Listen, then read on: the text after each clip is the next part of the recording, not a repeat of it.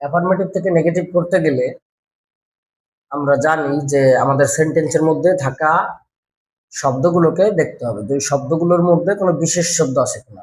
যেমন আগে একটা আমরা নিয়ম শিখেছিলাম যে অনলি শব্দটা থাকলে কিভাবে করতে হবে। আজকে আমরা এরকম একটা বিশেষ শব্দ দেখবো যে সেই শব্দটা হলো every.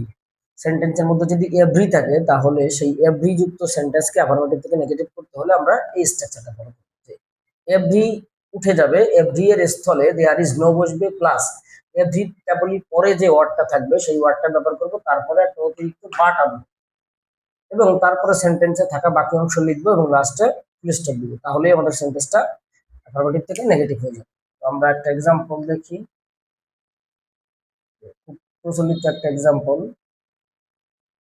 Every mother loves her child. প্রত্যেক মা তার সন্তানকে ভালোবাসে, এটাকে আমরা নেগেটিভ করব। কিভাবে করব? আমরা জানি যে এভরি উঠে যাবে, এভরি এর স্থলে বসবে দেয়ার ইজ নো। তারপরে কি বলছি? এভরি এর পরের ওয়ার্ড, এভরি এর পরের শব্দ হচ্ছে আপনার মাদার, এখানে মাদার। তারপর আমরা গঠন থেকে বাট আনবো, বাট বাকি অংশ যা আছে লিখবো লাভস আর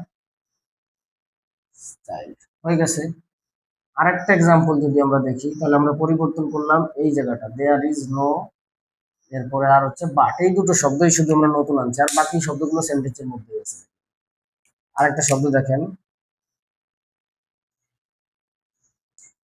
এভরিবডি লাইকস ফুটবল। প্রত্যেকে ফুটবল পছন্দ করে। এটাকে কি হতে পারে? এই এভরি, এভরিটা উঠে যাবে, এভরি এর বদলে কি বসবে? There is no. তারপর কি বসবে? এভরি এর পরের ওয়ার্ড, এভরি এর পরের ওয়ার্ড কি আছে? Body, there is no body. তারপর কি লিখবো? বাট, তারপর বাকি যা আছে তাই, লাইকস ফুটবল। সেন্টেন্সটা হয়ে গেছে। তো এই সেন্টেন্স গুলো সাধারণত আপনাদের একবারে 6 থেকে শুরু করে ইন্টার পর্যন্ত সব পরীক্ষাতেই কম বেশি আসে। আপনারা যারা 6 এ আছে, 7 এ, 8 এ আছেন, আপনারা এই গ্রুপগুলো ছোট ক্লাস থেকে ফলো করতে পারেন। এসএসসি লেভেলে বা ইন্টার লেভেলে যাওয়ার পরে আপনাদের আর কষ্ট হবে না, বা চেঞ্জিং সেন্টেন্স নিয়ে যে ভয়, সেই ভয়টা আস্তে আস্তে কেটে যাবে প্রথম থেকে যদি শুরু করেন। ধন্যবাদ।